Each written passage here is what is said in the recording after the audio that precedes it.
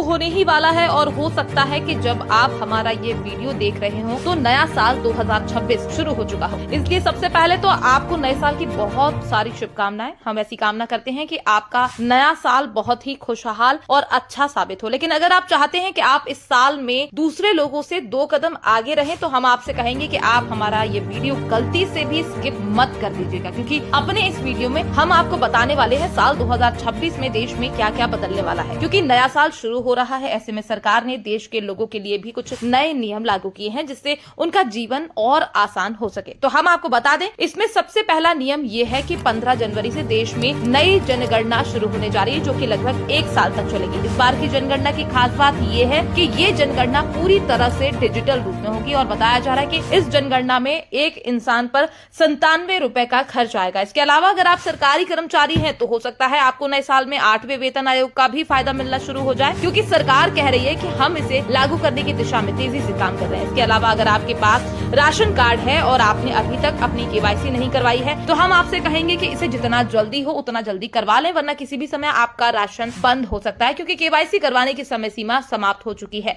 इसके अलावा अगर आप क्रेडिट कार्ड रखते हैं तो आपको सिविल स्कोर के बारे में अच्छे से पता होगा, जो कि अभी तक हर 14 दिन बाद अपडेट होता था। लेकिन आरबीआई ने नए साल से एक नया नियम लागू किया है, जिसके बाद आपका सिविल स्कोर हर 7 दिन बाद अपडेट हो जाया करेगा। आरबीआई का कहना है कि अब से हर महीने की 7, 14, 21 और 28 तारीख को सिविल स्कोर अपडेट किया जाएगा। इसके अलावा अभी तक आपने केवल गोल्ड लोन के बारे में सुना होगा, लेकिन अब से आप सिल्वर यानी चांदी पर भी बैंक से आसानी से लोन ले सकते हैं। इसके अलावा अगर आप रेल से सफर करते हैं तो ये नियम आपके लिए जानना बेहद जरूरी है, क्योंकि रेलवे अब जल्द ही रिजर्वेशन का चार्ट 24 घंटे पहले तैयार करने पर विचार कर रहा है, जिससे आपको एक दिन पहले ही पता चल जाएगा कि आपकी सीट कंफर्म होगी या नहीं। इसके अलावा अगर आप व्हाट्सएप या टेलीग्राम का प्रयोग करते हो तो हम आपको बता दें कि सरकार इनके ऊपर भी एक नया नियम लागू करने जा रही है, जिसके तहत अब से आप केवल व्हाट्सएप तभी चला सकेंगे जब आपके फोन में वो सिम डला होगा। यानी अगर फोन से सिम निकालते हैं तो आपका व्हाट्सएप खुद ही लॉग आउट हो जाएगा। इसके अलावा अगर आप पान मसाला या बीड़ी सिगरेट पीते हो तो आपके लिए एक बुरी खबर है। सरकार इस साल के बजट में इनके ऊपर और ज्यादा टैक्स लगाने की तैयारी कर रही है, जिससे इन चीजों की कीमतें और ज्यादा बढ़ जाएंगी। हालांकि हम तो आपसे यही कहेंगे, आप नए साल पर इस तरह की गंदी आदतों को छोड़ ही दें, क्योंकि इनका सेवन करने से सिर्फ और सिर्फ नुकसान ही होता है और हम नहीं चाहते कि आपका किसी भी तरीके से नुकसान